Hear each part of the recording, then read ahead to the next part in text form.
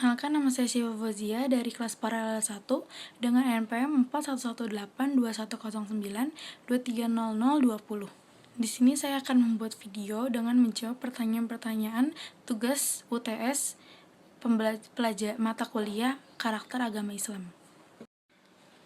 Soal pertama adalah hadas kecil adalah keadaan tidak suci yang disebabkan oleh beberapa hal, seperti buang air besar atau kecil, yang kedua kentut, yang ketiga tidur nyenyak, yang keempat hilang akal seperti pingsan atau mabuk, yang kelima bersentuhan kulit antara laki-laki dan perempuan yang bukan mahram tanpa penghalang. Cara membersihkan hadas kecil yaitu dengan berwudu. Wudu adalah cara bersuci yang dilakukan dengan membasuh anggota-anggota tubuh tertentu dengan air. Berikut adalah syarat, rukun, dan tata cara berwudu. Yang pertama ada syarat wudu. Syarat wudu ada 5, yaitu yang pertama, Islam, hanya muslim yang diharuskan berwudu. Yang kedua, tamyiz, atau memiliki kemampuan untuk membedakan mana baik dan mana buruk, biasanya sekitar usia 7 tahun. Yang ketiga, tidak berhadas besar.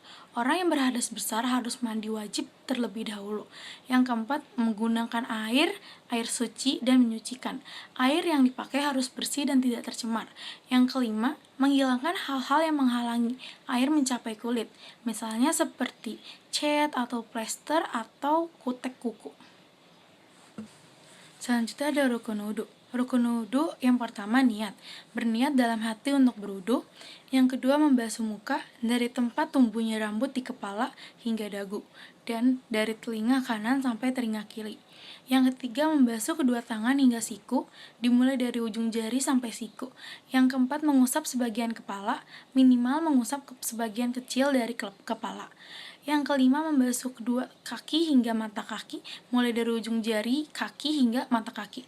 Yang keenam tertib melakukan urutan wudhu sesuai dengan urutan yang telah ditentukan. Selanjutnya ada tata cara mandi hadas besar. Yang pertama niat. Berniat dalam hati untuk menghilangkan hadas besar. Niat ini dilakukan dalam hati tanpa harus dilafalkan, tetapi juga boleh dilafalkan dengan kata-kata seperti saya niat mandi untuk menghilangkan hadas besar karena Allah Ta'ala. Yang kedua, membaca bismillah, mengucapkan bismillah sebelum memulai. Yang ketiga, mencuci kedua tangan. Cuci kedua tangan hingga pergelangan sebanyak 3 kali untuk membersihkannya. Yang keempat, membersihkan kemaluan. Yang kelima, membersihkan kemaluan dan bagian sekitar dari najis atau kotoran.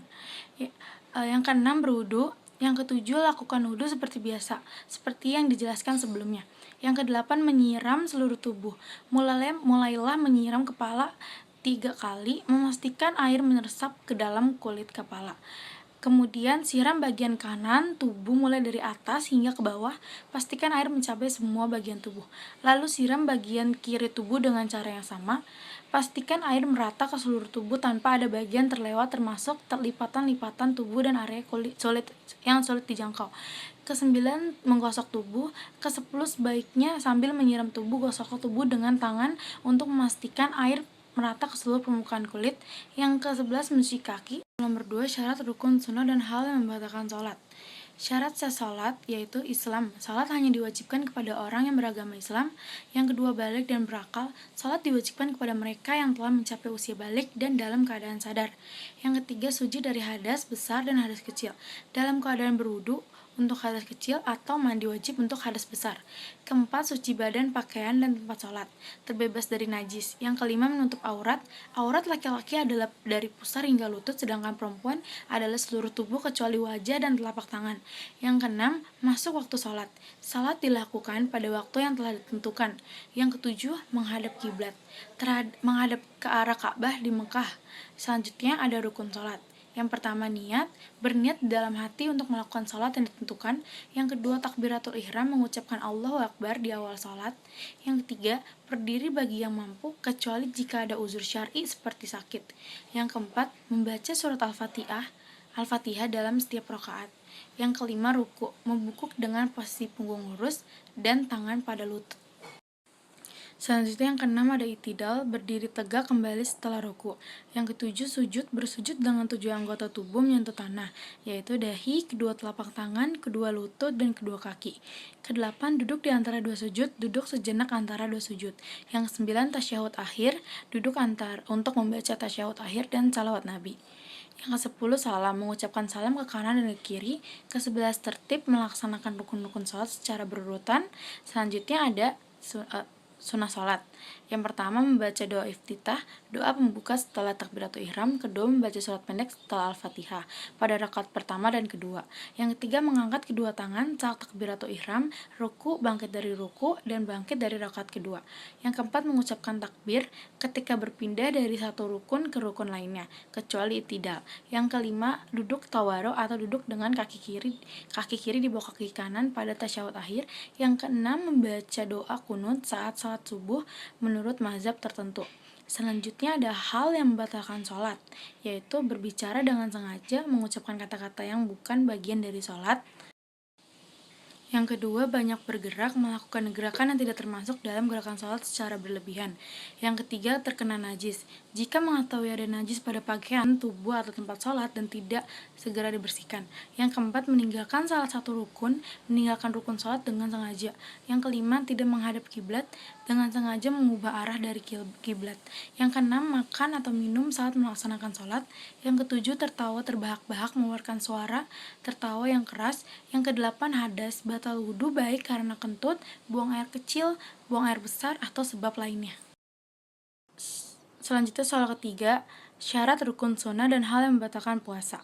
Syarat sah puasa yang pertama Islam. Puasa hanya diwajibkan kepada orang yang beragama Islam. Yang kedua berakal. Puasa diwajibkan kepada mereka yang memiliki akal sehat. Yang ketiga balik. Puasa diwajibkan kepada mereka yang telah mencapai usia balik. Yang keempat mampu. Tidak dalam keadaan yang membuat seseorang tidak mampu berpuasa, seperti sakit atau sedang dalam perjalanan jauh atau musafir. Selanjutnya ada rukun puasa. Rukun puasa itu pertama niat, berniat untuk berpuasa di malam hari sebelum fajar. Niat ini dilakukan dalam hati setiap malam selama bulan Ramadan. Yang kedua menahan diri dari hal-hal yang membatalkan puasa, seperti menahan diri dari makan, minum, hubungan suami istri, dan hal-hal lain yang membatalkan puasa mulai dari terbit fajar hingga terbenam matahari. Selanjutnya ada sunnah puasa. 1. Menyegarkan berbuka, segera berbuka puasa saat matahari terbenam. Sunnah berbuka dengan kurma atau air. Yang kedua, mengakhiri sahur hingga mendekati waktu fajar. Yang ketiga, berdoa saat berbuka, membaca doa sebelum berbuka puasa, menjaga lisan dan perilaku, menghindari perkataan dan perbuatan buruk, menjaga lisan dari ucapan yang tidak baik. Yang keempat, membaca Al-Quran, memperbanyak membaca Al-Quran selama bulan Ramadan. Yang kelima, melakukan salat tarawih, menunaikan salat tarawih setelah salat isya selama sebulan Ramadan. Yang keenam, bersedekah, memperbanyak sedekah dan membantu orang yang membutuhkan. Selanjutnya ada hal-hal yang membatalkan puasa. Yang pertama, makan dan minum dengan sengaja atau dengan mengkonsumsi makanan atau minum dengan sengaja akan membatalkan puasa. Jika dilakukan karena lupa, puasa tetap sah. Yang kedua ada hubungan suami istri. Berhubungan suami istri di siang hari bulan Ramadan membatalkan puasa dan dikenakan kafarah atau denda. Yang ketiga, muntah dengan sengaja, memuntahkan makanan atau minuman dengan sengaja.